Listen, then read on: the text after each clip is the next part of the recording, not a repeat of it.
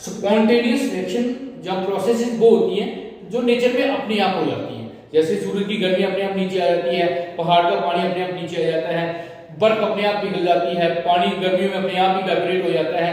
तो किसी भी रिएक्शन को स्पॉन्टेनियस होने के लिए अपने आप without any external agency proceed होने के लिए उसमें दो में से एक ड्राइविंग फोर्स होना बहुत जरूरी है।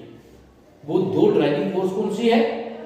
एक है एनर्जी फैक्टर, एक है एंट्रोपी फैक्टर।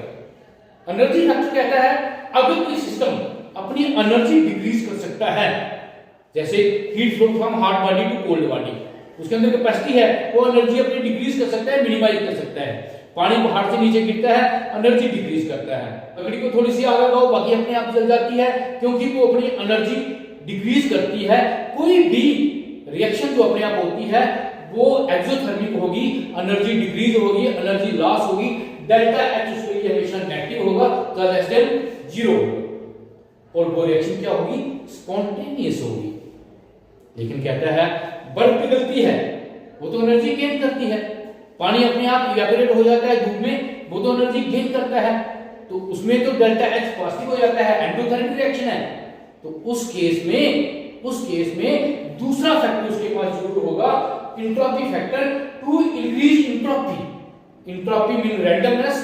उस सिस्टम के अंदर वो कैपेसिटी होगी कि वो अपनी रैंडमनेस या एंट्रोपी जो है वो इंक्रीज कर सकता है। जैसे बर्फ पिघलती है, सॉलिड से लिक्विड बनता है, randomness, free to move, molecule ज्यादा फ्री टू मूव हो जाते हैं, रैंडमनेस इंक्रीज होती है। ऐसे ही पानी धूप में इवेपोरेट हो जाता है तो लिक्विड से गैस बनता है, एंट्रोपी इंक्रीज होती है, रैंडमनेस बढ़ती है। तो इट मीन अगर किसी रिएक्शन को स्पॉन्टेनियस होना है तो उसको दो में से एक फैक्टर जरूर चाहिए। वो दो फैक्टर हैं टू डिक्रीज एनर्जी, जब तो सिस्टम अपनी एनर्जी डिक्रीज करे, एक्सोथर्मिक रिएक्शन, एनर्जी लॉस करे, जब फिर अपनी एंट्रोपी जो है वो इंक्रीज करे।